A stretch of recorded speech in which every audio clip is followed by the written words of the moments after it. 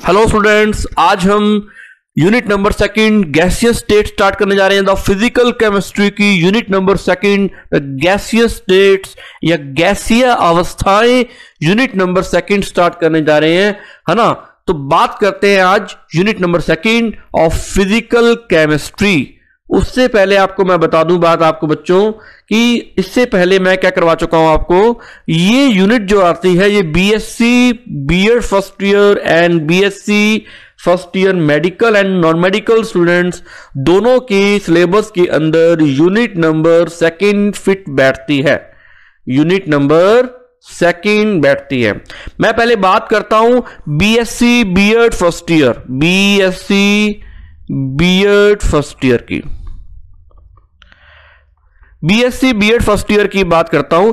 BSc BEd first year में solution chapter आपका complete हो चुका है। उसके बाद मैंने ये वाली जो यूनिट स्टार्ट करवाई है सॉल्यूशन के बाद, उसका नाम है अब जो मैं शुरू करवाने जा रहा हूं। ये सॉल्यूशन आपके 5th यूनिट बनती है और ये वाली यूनिट जो बनती है ये बनती है सेकंड यूनिट। तो आपकी सेकंड यूनिट स्टार्ट होने जा रही है द गैसियस स्टेट। गैसीय स्टेट, ओके, गैसीय स्टेट यानी गैसीय अवस्थाएं अपने शुरू करने जा रहे हैं। ये स्टेट्स ऑफ मैटर यानी पदार्थ की अवस्थाओं में से एक गैसीय स्टेट, उसके बाद आएगा सॉलिड स्टेट, उसके बाद आएगा लिक्विड स्टेट। आपकी इन तीनों स्टेट्स पे 3 यूनिट्स बनती हैं। तो ऑल स्टेट्स ऑफ मैटर यानी पदार्थ की अवस्थाओं पर आपकी 3 यूनिट्स आधारित है। The based of 3 units upon the states of matter, okay.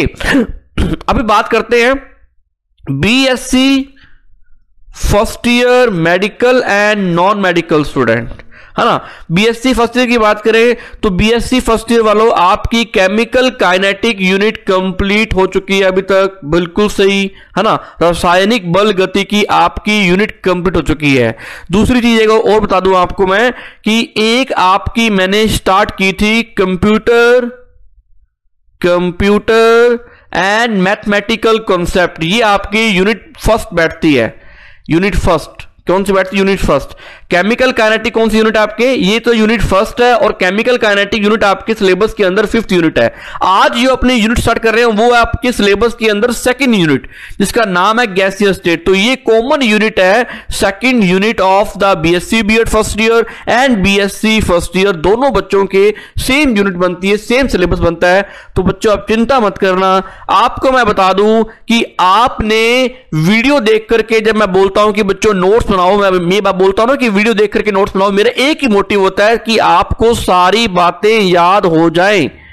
आपको सारी बातें याद हो जाएं, सारी बातें याद हो जाएं। लेकिन बच्चे कहते हैं कि सर हमें भी नोट्स दो। मैं बिल्कुल प्रॉमिस करता हूं बच्चों, जितना जितना करवा रहा हूं आपको नोट्स मिलेंगे। बीएससी बीएड फर्स्ट ईयर वालों आपको प्रॉपरली नोट्स मिलेंगे। बीएससी फर्स्ट ईयर वालों आपको भी नोट्स मिलेंगे। नोट्स हिंदी मीडियम में अलग होंगे, इंग्लिश मीडियम में अलग होंगे, हैंड रिटन नोट्स होंगे। उसके अलावा आपको मैं क्या दूंगा? आपको मैं 5 ईयर सोल्ड दूंगा। 5 ईयर सोल्ड, 5 ईयर ओल्ड। मान लो कि 5 ईयर ओल्ड का मतलब क्या है कि जैसे एग्जांपल तो मैं देता हूं कि ऐसा मैं क्यों बोलता हूं, ये बात मैं बार बार क्यों बोलता हूं कि 5 ईयर ओल्ड का मतलब जैसे मान लो सॉल्यूशन है, सॉल्यूशन चैप्टर है ना, विलियन के मैं 5 ईयर ओल्ड सोल्ड पेपर दूंगा। 5 ईयर ओल्ड सोल्ड पेपर दूंगा यानी 5 साल पुराने सोल्ड पेपर दूंगा। यानी इसका मतलब यह है कि इससे बाहर एक भी सिंगल क्वेश्चन नहीं आएगा। तो एक तो मैंने आपको एक तो सबसे पहली बात आपको वीडियो लेक्चर मिले, ठीक है। आपको पहले क्या मिला? आपको 4 चीजें मिली। आपको सबसे पहले एक तो आपको क्या मिला? वीडियो लेक्चर मिला, ठीक है। दूसरी चीज आपने वीडियो लेक्चर देखे, खुद नोट्स बनाए, बहुत अच्छी बात है। तीसरी चीज आपको मैं भी नोट्स दूंगा। सर आप वाले नोट्स का फायदा क्या होगा? मान लो कोई टॉपिक ऐसा जो रह गया हो, वीडियो लेक्चर में ना आया हो, तो तुम नोट्स से कवर कर सकते हो, तुम नोट्स से हेल्प ले सकते हो। 4th चीज आपको कॉलेज में भी मैंने एज ए बुक के नोट्स भी दिए, क्योंकि ना बीएससी बीएड फर्स्ट ईयर वालों की बुक नहीं आती है। बीएससी बीएड की बात कर रहा हूं मैं, बीएससी फर्स्ट ईयर की बात नहीं कर रहा। BSc BEd BEd first year वालों को मैंने कॉलेज में भी नोट्स दिए हुए हैं, इंग्लिश मीडियम वाले और हिंदी मीडियम वालों को बुक्स प्रोवाइड करवाई हुई है प्रॉपरली, है ना। हिंदी मीडियम वालों को बुक दी है और इंग्लिश मीडियम वालों को नोट्स दिए हुए हैं। 4 चीजें होगी। 5th चीज मैं आपको क्या देने वाला हूं, आपको मैं 5 years old देने वाला हूं। तो इससे बाहर तो कुछ आएगा नहीं बच्चों, ये सरप्राइज है आपके लिए। इससे बाहर मैं गारंटी देता हूं, इससे बाहर कुछ नहीं आएगा। ये पैकेज आपके लिए है। और दूसरी चीज जो बात है बच्चे बीएससी फर्स्ट ईयर वाले, बीएससी फर्स्ट ईयर वाले बच्चों आप सुन लो, आप भी वीडियो देख करके, जो बच्चे नए आए हैं वो भी वीडियो देख करके नोट्स बनाएं। वीडियो का देख करके नोट्स बनाने का एक ही इंपॉर्टेंस है, एक ही तरीका है, एक ही वो लॉजिक है कि वीडियो देख करके नोट्स बनाओगे तो आपको याद होगा। दूसरी चीज मैं भी, ये नोट्स आप बना रहे हो, ये आपके नोट्स हैं। तीसरी चीज मैं भी नोट्स दे रहा हूं, मैंने नोट्स डालने स्टार्ट भी कर दिए बीएससी फर्स्ट ईयर में। और 4th चीज आपको मैं 5 years old भी दूंगा, 5 years old भी दूंगा आपको। ये जो मैंने इनको प्रोवाइड करवाए इंग्लिश वाले, ये बुक, ये आपके पास ऑलरेडी बुक आती है बीएससी फर्स्ट ईयर में, सारी बुक्स आती हैं, आपको दिक्कत नहीं आती है। और कोई आपको टेक्स्ट बुक मुझसे चाहिए हो, कोई रेफरेंस बुक चाहिए हो तो वो भी आप ले सकते हो। तो ये 2 चीजें आपके लिए मैंने की। और एक चीज सरप्राइज बताऊं, सरप्राइज बच्चे कहते हैं, बीएससी बीएड फर्स्ट ईयर वाले बच्चे बोलते हैं कि सर हम नोट्स क्यों बनाएं, हम नोट्स क्यों बनाएं। तो बच्चों को पता नहीं है कि ये नोट्स उनके पास ही रहेंगे, ये उनके खुद के नोट्स हैं। और उनको नोट्स बनाने के, सुन लो, उनको नोट्स बनाने के केमिस्ट्री के अंदर 20 मार्क्स मिलेंगे असाइनमेंट में। जो नोट्स सबसे अच्छे बनाएगा 20/20 मार्क्स दूंगा मैं। अगर जिसकी क्वालिटी, और ना ये 20 मार्क्स ना असाइनमेंट मार्क्स होते हैं, असाइनमेंट मार्क्स ये बीएससी वालों को नहीं मिलते, लेकिन बीएससी बीएड फर्स्ट ईयर वालों को मिलते हैं। ये एक सिलेबस का पैटर्न है कि आपको 20 मार्क्स का असाइनमेंट मिलता है। उस असाइनमेंट में आपको नोट्स बनाने होते हैं, प्लस आपको पीपीटी बनानी होती है। पीपीटी मतलब होता है पावर पॉइंट स्लाइड बनानी होती है, वो मैं सिखाऊंगा कैसे बनाते हैं। प्लस आपको लेक्चर डिलीवर करना होता है, आपको पढ़ाना होता है। इस 20 मार्क्स के अंदर आपको टीच करवाना होगा कोई भी टॉपिक, जैसे वो इनऑर्गेनिक का होगा या फिजिकल का होगा, उसमें मैं या प्रिंसिपल मैम सारे उसमें बैठेंगे और आप पढ़ाओगे हमें, आप टीच करवाओगे हमें कि आपका तरीका क्या है पढ़ाने का, आपका तरीका क्या है। चाहे हिंदी मीडियम वाला बच्चा अलग पढ़ाएगा, इंग्लिश मीडियम वाला बच्चा अलग पढ़ाएगा, टीच करेगा। तो वो तीनों चीजें जब वो कर लेगा तो उसको 20 मार्क्स कंप्लीट मिलेंगे, 20 मार्क्स कंप्लीट। तो ये था कि अगर आप नोट्स बना रहे हो तो आपका फायदा है, नोट्स आप बना रहे हो, नोट्स बनाने का फायदा आपका, प्लस आपको हम नंबर दे रहे हैं, प्लस हम आपको नंबर दे रहे हैं, मार्क्स दे रहे हैं। तो मार्क्स का क्राइटेरिया क्या रखूं मैं किस बेस पे नंबर दूं।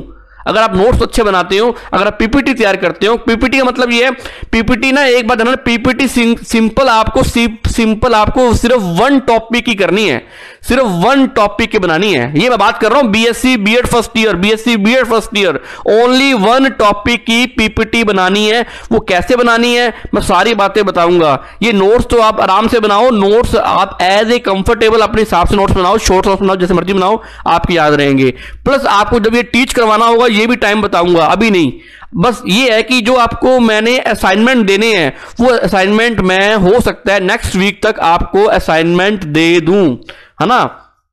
तो ये बात करने जा रहे हैं। अब अपने जो भी बच्चे क्लास लगा रहे हैं वो सुन लो कि ये मैंने BSc BEd first year and BSc first year के लिए बात की, मैंने सारी बातें आपको समझ में आ गई होंगी, आई होप। अगर कोई डाउट है तो आप मुझसे पूछ लेना कि बीएससी फर्स्ट ईयर आपका कोई असाइनमेंट नहीं होता, आपको सिर्फ और सिर्फ आपके थ्योरेटिकल मार्क्स होते हैं और आपको एक प्रैक्टिकल मार्क्स मिलते होते हैं, है ना। तो वो चक्कर होता है। तो आप क्वालिटी के साथ काम कीजिए, आपको क्वालिटी वाले मार्क्स मिलेंगे, है ना। तो क्वालिटी के साथ ये सारे जो जहां मर्जी आप जाइए, अगर आप क्वालिटी के साथ काम करते हैं तो आपको क्वालिटी वाली मार्किंग मिलती है। तो ये मेरा कहना मोटिव है। तो क्वालिटी के साथ हम भी काम करेंगे, आप भी काम करना, मिलकर के अपने चलेंगे। तो बात करने जा रहे हैं आज गैसियस स्टेट के बारे में। बच्चों कोई डाउट हो फटाफट कमेंट सेक्शन के अंदर बताओ, जल्दी, शाबाश।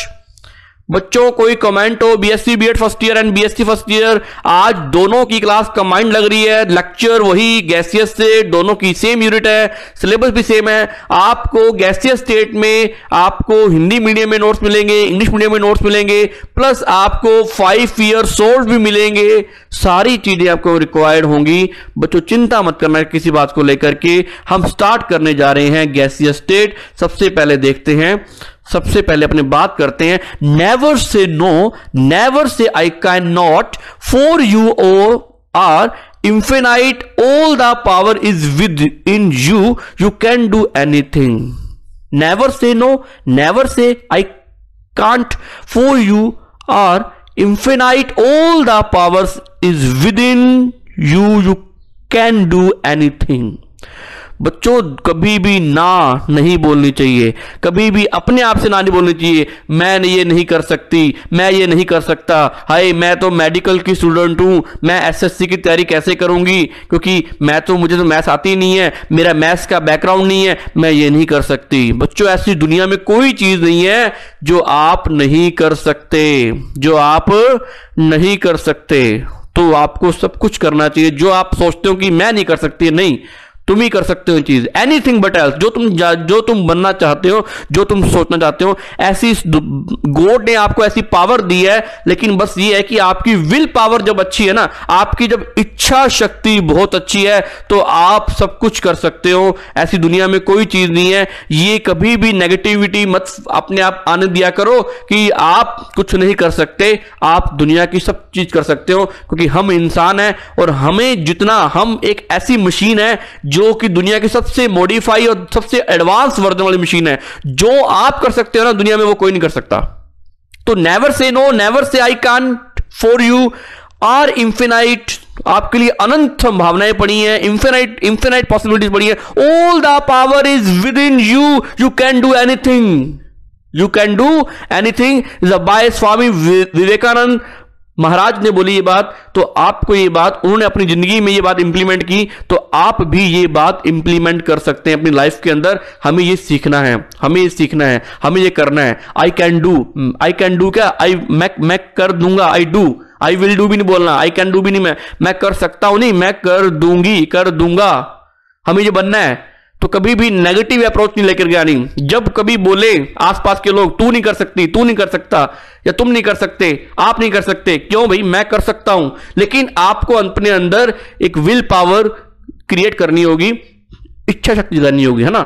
तो बात कर रहे हैं अपने, आज टॉपिक शुरू होने जा रहा है गैसियस स्टेट के बारे में। सबसे पहले बात आती है मैटर। व्हाट इज मैटर बच्चों, जल्दी बताओ फटाफट कि मैटर क्या होता है, पदार्थ क्या होता है। पदार्थ, अगर हमें पदार्थ के बारे में पढ़ना है तो हमें सिंपल सी एक बात पता होनी चाहिए कि पदार्थ के बारे में अगर आपको परिभाषित करना है, द मैटर का मतलब क्या होता है बच्चों।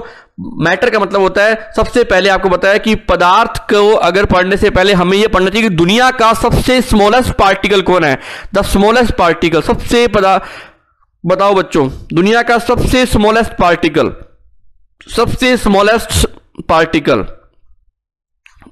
सबसे छोटे से छोटा कण क्या बोलते हैं उसको बोलते हैं atom. The atom is the smallest particle of the world of the any substance, है ना। पदार्थ का वह छोटे से छोटा कण जिसे परमाणु कहा जाता है। और कई परमाणु मिलकर के क्या बनाते हैं, कई परमाणु मिलकर के क्या बनाते हैं बच्चों, कई परमाणु मिलकर के क्या बनाते हैं, पर कई परमाणु मिलकर के अणु बनाते हैं।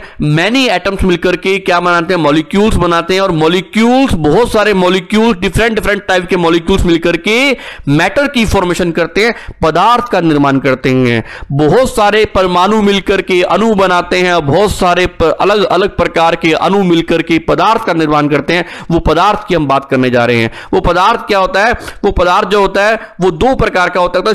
शुद्ध पदार्थ एक होता है प्योर सब्सटेंस, एक होता है मिश्रित पदार्थ। अब मिश्रित में बात करेंगे, पहले प्योर सब्सटेंस। प्योर सब्सटेंस में भी क्या होता है, एलिमेंट और कंपाउंड, एलिमेंट और कंपाउंड। अब बच्चों एलिमेंट क्या होता है और कंपाउंड क्या होता है, मुझे आज तक एक बात समझ नहीं आई कि एलिमेंट, मुझे बताना है आपने। एलिमेंट यानी हिंदी बोलते हैं इसको तत्व बोलते हैं, क्या बोलते हैं, तत्व बोलते हैं। एलिमेंट और परमाणु यानी एटम और मॉलिक्यूल में क्या डिफरेंस होता है। What is difference between element, atom and molecule. Molecule, जल्दी बताओ कमेंट सेक्शन के अंदर। अणु, परमाणु और तत्व में क्या अंतर होता है? सर परमाणु तो होता है जो सबसे पदार्थ का छोटे से छोटा कण, उसको परमाणु बोलते हैं, which is known as atom, is the smallest particle of the substance. ये बात पता लगी मुझे, चलो भी इसको तो साफ कर दो, कोई दिक्कत नहीं है। लेकिन मुझे ये समझ नहीं आया कि मैं मॉलिक्यूल यानी अणु और एलिमेंट में डिफरेंशिएट कैसे करूं, विभिन्नता कैसे लेकर के आऊं कि अणु और तत्व में क्या अंतर होता है। सर ये क्या बेसिक बातें बता रहे हो बच्चों? आपको ये बेसिक बातें मैंने चेक की है, बच्चों को नहीं पता होती। बच्चा कहता है कि सर मेरे 12th में इतने मार्क्स आए हैं, लेकिन उसको ये नहीं पता कि एलिमेंट और मॉलिक्यूल में क्या डिफरेंस होता है। बच्चे नहीं बता पाते। मैं कमेंट सेक्शन को ऑब्जर्व कर रहा हूं, चैट सेक्शन को ऑब्जर्व कर रहा हूं, सारे बच्चे बताओ कि मॉलिक्यूल और एलिमेंट में what is difference between molecule and element, अणु और तत्वों में क्या अंतर होता है। फिर आज अपने ये यूनिट प्रॉपरली स्टार्ट करेंगे। आज था इंट्रोडक्शन ऑफ गैस स्टेट। जल्दी बोलो, शाबाश शाबाश बच्चा, जल्दी बोलो, शाबाश शाबाश। एलिमेंट और मॉलिक्यूल में क्या डिफरेंस है? नहीं बता रहा, मैं बता रहा हूं, मैं वेट कर रहा हूं। बच्चे कुछ बच्चे सही लिख रहे हैं, कुछ बच्चे गलत लिख रहे हैं। जल्दी बताओ, अणु और तत्व में क्या अंतर है? अणु और तत्व में क्या अंतर है? What is difference between element and molecule? बच्चों ये तो पता लग गया कि सर दो परमाणुओं से अणु मिलकर बनता है। Two atoms are mix and gives molecule, यानी टू एटम्स मिलकर क्या बनाते हैं? मॉलिक्यूल्स की फॉर्मेशन करते हैं। बिल्कुल सही बात है। लेकिन एलिमेंट भी जो है ना, वो टू एटम्स से मिलकर बना। लेकिन एलिमेंट और मॉलिक्यूल में डिफरेंस क्या है? एलिमेंट ना, हमेशा ध्यान रखना, element is formed by the same atoms. समान प्रकार के परमाणु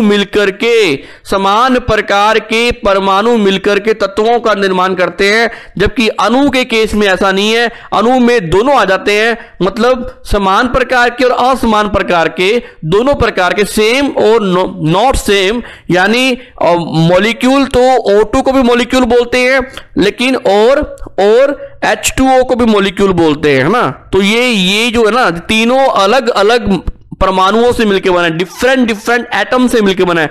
ये सेम एटम से मिलकर बना है।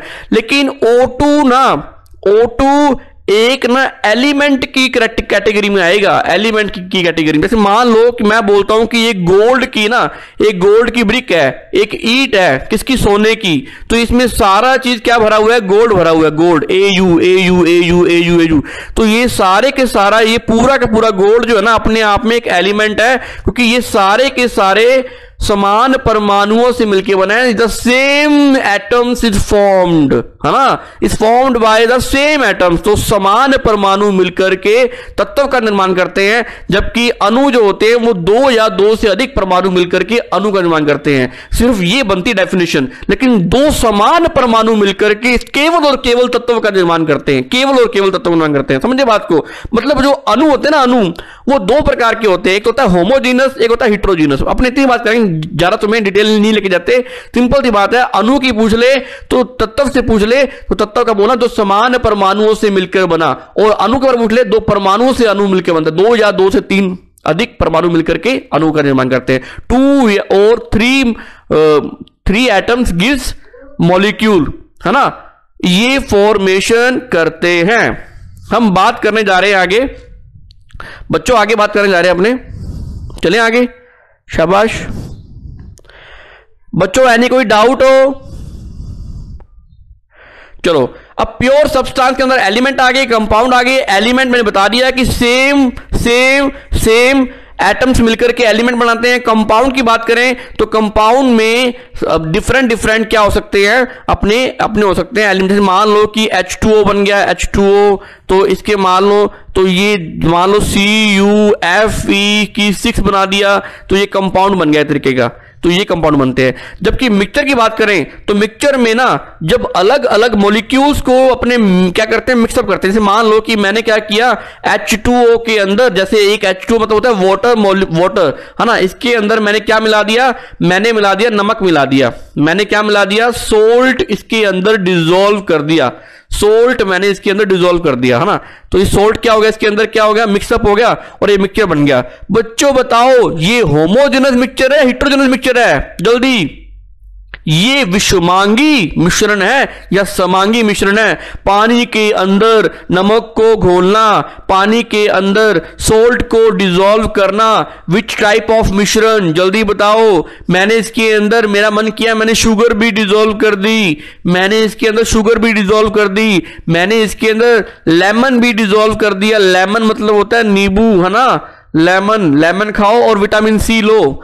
तो लेमन भी डिसॉल्व कर दिया, शुगर भी डिसॉल्व कर दी, सोल्ट भी डिसॉल्व कर दिया।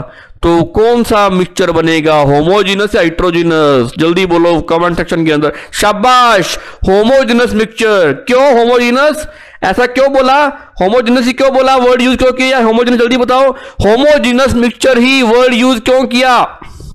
घर में ना मेहमान आए, हमने चाय बनाई और 4 कप में चाय डाल दी। वो 4 कप जो चाय बनाई थी ना, 4 कप, उसमें मैंने चीनी, मैंने नमक तो नहीं डाला, सॉरी, चीनी, मिल्क एंड चाय पत्ती, टी, है ना, ये डाल करके मैंने चाय बनाई। तो क्या तुम मुझे ये बताओ कि ये वाली चाय फीकी होगी, ये वाली चाय ज्यादा मीठी होगी, और ये वाली जो चाय का कप होगा ये बिल्कुल ही जनरल होगा, या ना मीठा ना मतलब फीकी, और ये वाली चाय तो मतलब बहुत ज्यादा मीठी, एक्सेस ऑफ अमाउंट। ऐसा होगा क्या, ऐसा होगा क्या, जल्दी बताओ।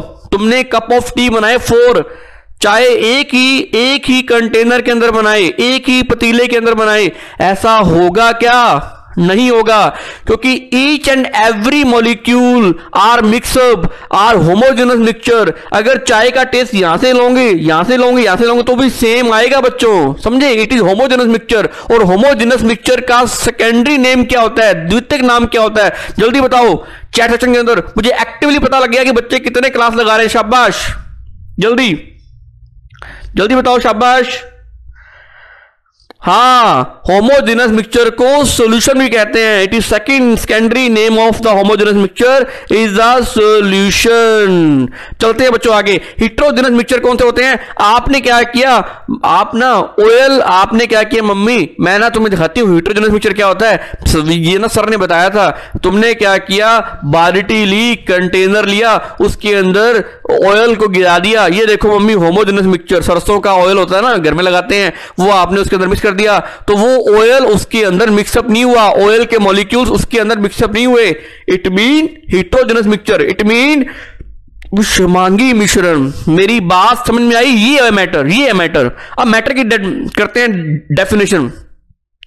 एनीथिंग दैट हैज डेंसिटी, ऐसी कोई भी ऑब्जेक्ट जिसमें डेंसिटी है, which surrounds space which we are able to feel by one or more sense is called matter. ऐसा कुछ भी जिसमें घनत्व होता है, जो स्थान घेरती है, जिसमें हम एक या एक से अधिक इंद्रियों द्वारा महसूस कर पाते हैं, वो मैटर कहलाता है। हम चलते हैं आगे फटाफट। तो states of matter is the 3 types, states of matter is the 3 types, है ना। मैटर जो होते हैं वो 3 प्रकार के होते हैं। अब हमारा प्रॉपरली सॉल्यूशन चैप्टर शुरू, सॉरी, हमारा प्रॉपरली गैसियस स्टेट शुरू होने जा रहा है। तो आप बने रहो, मैंने आपका बेसिक पूरा क्लियर करवाया। गैसियस स्टेट्स को पूरा डीपली हम स्टडी करने वाले हैं। सॉलिड स्टेट्स, अगर अपने स्टेट्स ऑफ मैटर को डिफाइन करें तो 3 कैटेगरी में बांटा जाता है, solid state, liquid state and gaseous state. ये कैसे डिफाइन किया गया बच्चों, ये डिफाइन किया गया डिस्टेंस बिटवीन मॉलिक्यूल्स। ये डिपेंड करता है कि मॉलिक्यूल्स के बीच में फोर्स ऑफ अट्रैक्शन कैसा है। अगर मॉलिक्यूल्स के बीच में फोर्स ऑफ अट्रैक्शन मैक्सिमम है, मान लो कोई ऐसा मॉलिक्यूल है, कोई ऐसा मॉलिक्यूल है, जैसे मान लो ये मॉलिक्यूल है ना, ये टाइटली पैक है। एक ऐसा मॉलिक्यूल है जिसमें थोड़ा सा गैप है। सर ये गैप क्यों, क्योंकि इनके बीच में प्रॉपरली फोर्स ऑफ अट्रैक्शन काम नहीं कर रहा, प्रॉपरली आकर्षण बल काम नहीं कर रहा। तो इसका मतलब ये कैसा है, ये क्या बनेगा और ये क्या बनेगा, जल्दी बताओ। इनके बीच में दूरी और जाए, इनमें कौन सी गैस, कौन सी सॉलिड, कौन सा लिक्विड, जल्दी बताओ। 1 नंबर, 2 नंबर या 3 नंबर, जल्दी, शाबाश। हाँ, 1 number is solid, 2 number is liquid and 3 number is gas. First number is ठोस, second number is द्रव and third number is gas. समझे, बिल्कुल ऐसा क्यों होता है। ऐसे मॉलिक्यूल्स या ऐसे कॉन्स्टिट्यूएंट्स जिसके कोई भी मैटर है उसके ना पदार्थ के ऐसे कॉन्स्टिट्यूएंट जिसमें फोर्स ऑफ अट्रैक्शन मैक्सिमम मिलता है, आकर्षण बल अधिकतम मिलता है, वो मॉलिक्यूल्स पास आ जाते हैं और टाइटली पैक हो जाते हैं। और ड्यू टू टाइटली पैकिंग होने के कारण ये ना एक शेप गेन कर लेते हैं, एक प्रॉपरली वॉल्यूम गेन कर लेते हैं, एक आकृति को ग्रहण कर लेते हैं, एक आयतन को ग्रहण कर लेते हैं। और ऐसी अवस्था को बोला गया ठोस अवस्था, ऐसी फॉर्म को बोला गया इज द सॉलिड फॉर्म, है ना। सेकंड फेज ऐसी आई जिसके मॉलिक्यूल्स के बीच में फोर्स ऑफ अट्रैक्शन इतना नहीं मिलता, आकर्षण बल इतना नहीं मिलता, उसकी डिस्टेंस बिटवीन टू मॉलिक्यूल्स क्या होती है एज कंपेयर टू सॉलिड, क्या होती है, ज्यादा होती है, एज कंपेयर टू ठोस ज्यादा होती है ना। तो इसके बीच में गैप ज्यादा होने के कारण, मॉलिक्यूल्स के बीच में फोर्स अट्रैक्शन मैक्सिमम होने के कारण इसको लिक्विड स्टेट बोला गया। लेकिन अगर हमने अगली स्टेट कंपैरिजन की तो नेक्स्ट स्टेट में जब आए तो नेक्स्ट स्टेट में हमें पता लगा कि नेक्स्ट स्टेट के जो मॉलिक्यूल्स है उनमें बहुत ज्यादा डिस्टेंस है, maximum distance between two molecule, 3 molecules, यानी force of attraction is negligible, ना मात्र आकर्षण बल काम करता है, उन अणुओं में बहुत ज्यादा दूरी पाई जाती है। उस अवस्था को गैसीय अवस्था कहा गया, उसको गैसीय स्टेट कहा गया। हमारी यूनिट का नाम भी गैसीय स्टेट है। तो वही कंपैरिजन कर रहे हैं कि सॉलिड स्टेट जो होती है वो रिजिड होती है। रिजिड का मतलब क्या होता है बच्चों? रिजिड का मतलब ये होता है कि टाइटली पैकिंग से उसमें कठोरता आ जाती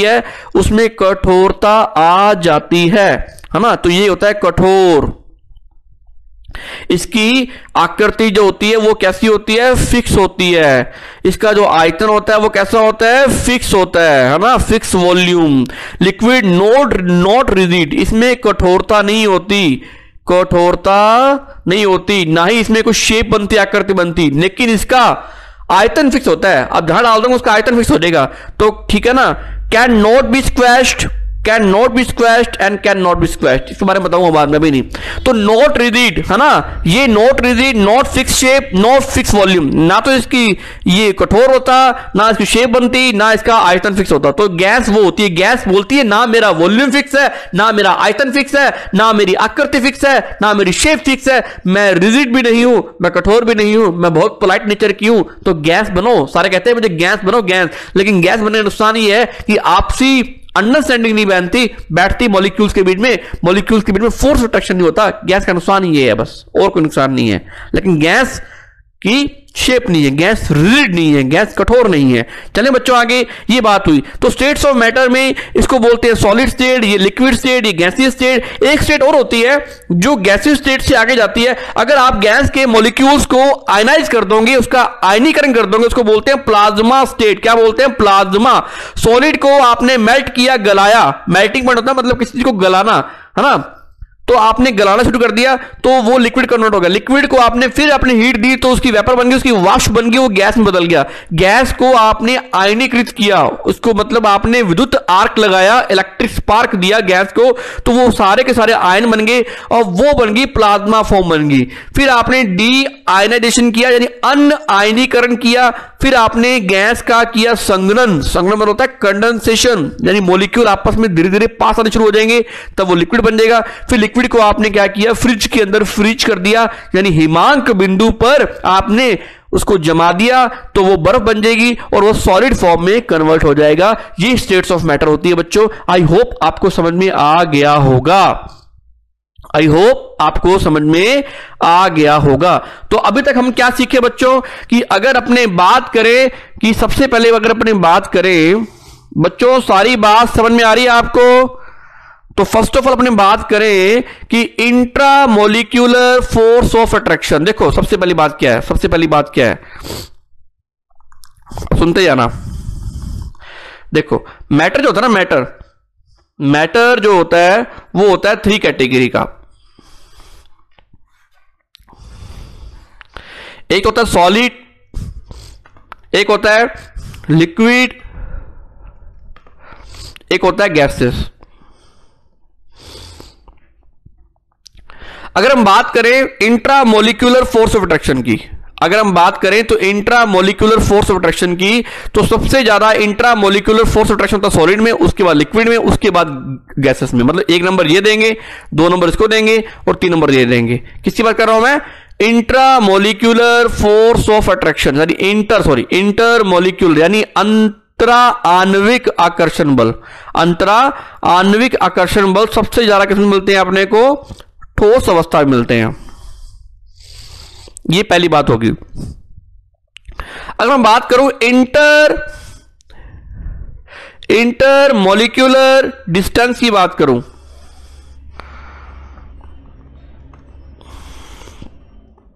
अंतरा आणविक दूरी की बात करूं, तो वो मिलती है सबसे ज्यादा गैस में, उसके बाद लिक्विड के अंदर, उसके बाद सॉलिड के अंदर। पहले मिलती है गैस, फिर द्रव, फिर ठोस के अंदर, है ना। ये होती है चीज।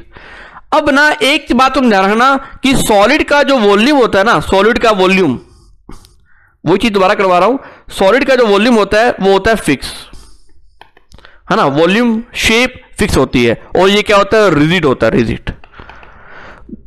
दूसरी इसका वॉल्यूम जो है वो इसका जो वॉल्यूम है वो तो क्या होगा? फिक्स होगा, लेकिन इसकी शेप जो है वो फिक्स नहीं होगी, और ये रिजिड नहीं होगा, कठोर नहीं होगा। अगर गैस की बात करें तो गैस का ना तो वॉल्यूम फिक्स होता है, ना ये रिजिड होता है, ना ये इसकी कोई शेप होती है, ना इसकी आकृति फिक्स होती है ना। साथ साथ ये बातें लिखते जाओ, है ना। अब बात आती है, इशू आता है कि सर कंप्रेसिबिलिटी, है ना। हम कंप्रेस किसको कर सकते हैं? हम संपीड़ित किसको कर सकते हैं? जल्दी बताओ। संपीड़न वाला गुण, कंप्रेस करने वाला गुण, है ना, कंप्रेसिबिलिटी, है ना। कंप्रेसिबिलिटी सबसे ज्यादा किसकी होती है? मतलब कंप्रेस मतलब किसको अपने दबा सकते हैं? कंप्रेस वाला करैक्टर किसमें ज्यादा होता है बच्चों? चैट सेक्शन के अंदर बताओ फटाफट। कंप्रेस वाला यानी संपीड़न का गुण किसमें मिलता है ज्यादा? तो संपीड़न का गुण जो आता है ना, वो सबसे ज्यादा जो मिलता है हमें, वो मिलता है गैस के अंदर फर्स्ट नंबर, उसके बाद लिक्विड के अंदर, उसके बाद सॉलिड के अंदर, है ना, थर्ड नंबर पे। तो सबसे ज्यादा संपीड़न का गुण, तुमको संपीड़न क्या होता है? कंप्रेस करना, यानी तुम ये मॉलिक्यूल जो है ना, गैस के जो मॉलिक्यूल होते हैं, गैस के मॉलिक्यूल को कंप्रेस करना बड़ा इजी होता है। आप इसको आराम से कंप्रेस करो, इसको दबाओ। जैसे मान लो मैंने क्या किया, एक सिलेंडर लिया, सिलेंडर के ऊपर मैंने क्या लगा दिया? पिस्टन लगा दिया, ढक्कन लगा दिया, इसके अंदर गैस के मॉलिक्यूल पड़े हैं, मैंने क्या किया, ऊपर से जैसे मैंने P4 प्रेशर लगाया तो ये गैस के मॉलिक्यूल धीरे धीरे क्या हो गया? पास आने शुरू हो गए, यानी इनका कंडेंसेशन शुरू हो गया, और ये मॉलिक्यूल कंप्रेस हो गए, है ना। ये मॉलिक्यूल क्या हो गए? कंप्रेस हो गए, और ये पिस्टन नीचे आ गया क्योंकि हमने प्रेशर एक्सर्ट किया था। मेरी बात समझे बच्चों? जल्दी बोलो, है ना। तो इसका मतलब कंप्रेस वाला करैक्टर गैस के अंदर मैक्सिमम होता है और उसके अंदर कम होता है। तो ये सारी हमने आज बेसिक बातें की। ये हमारा इंट्रोडक्शन था। कल से हमारा चैप्टर ये properly officially according to syllabus शुरू होने वाला है। ये सारी बेसिक बातें मैंने समझाई। बच्चों कैसा लगा? समझ में आया तुम्हें? ये जो मैंने बातें बताई हैं, ये बीएससी बीएड फर्स्ट ईयर वाले तुम कंफ्यूज मत होना, और बीएससी फर्स्ट ईयर आप भी कंफ्यूज मत होना। आपकी ये यूनिट कॉमन यूनिट है, तो चिंता मत करना, प्रॉपरली आपको नोट्स मिलेंगे। आप भी नोट्स बनाओ, सारी बातें करेंगे। बच्चों एक बात और बता दूं तुम्हें, नोट्स तुमने बनाने हैं, मैं चेक करूंगा। एक बात और बच्चों कि लेक्चर तुम्हें समझ में आया ये वाला? कोई दिक्कत, कोई डाउट? एनीवन? जल्दी बोलो, शाबाश। आज वाले लेक्चर के नोट्स बनाओ चाहे ना बनाओ, वो तुम्हारी मर्जी है। आज वाला लेक्चर इतना इंपॉर्टेंट नहीं है क्योंकि आज सिर्फ मैंने आपको इंट्रोडक्शन करवाया है। हमारा प्रॉपरली जो लिक्विड स्टेट है वो कल ही शुरू होगा। सॉरी, सॉलिड स्टेट अपना जो है ना, ये जो चैप्टर है गैसीय स्टेट वाला, उसको ऑफिशियली सिलेबस के अकॉर्डिंग अपने कल ही शुरू करने वाले हैं। आज मैंने आपको इसका इंट्रोडक्शन करवाया है। बच्चों कोई डाउट हो जल्दी बोलो। एक